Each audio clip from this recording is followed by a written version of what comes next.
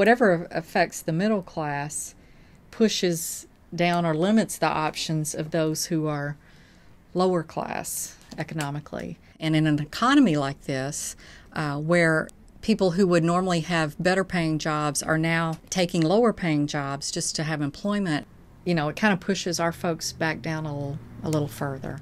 There are just a lot of folks that are a paycheck away from homelessness.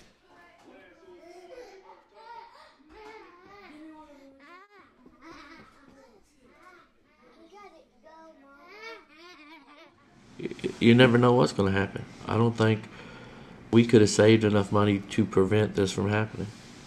No, ain't no way. Unless you make 6 digits, it could happen. There's a lot of things that happened before we even got here that other people would probably just jump off a bridge. Losing everything. Twice? Twice. 3 times.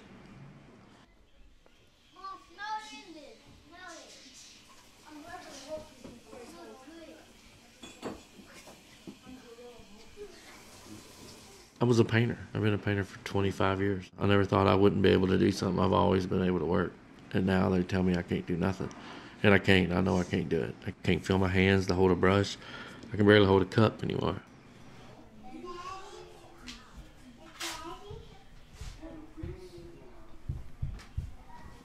We lived basically day to day, what I made each day.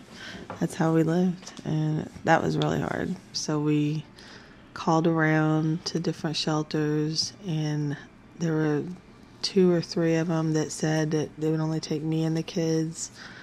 He would have to go to another shelter, a men's shelter down the street. Oh, that was aggravating, because they all say it's for women and families, and it's not. It's for women or kids and women, but it's never for the whole family. And I didn't want to be away from them anyway. I feel that they're a lot safer if I'm around. Bubba, come in. Bubba.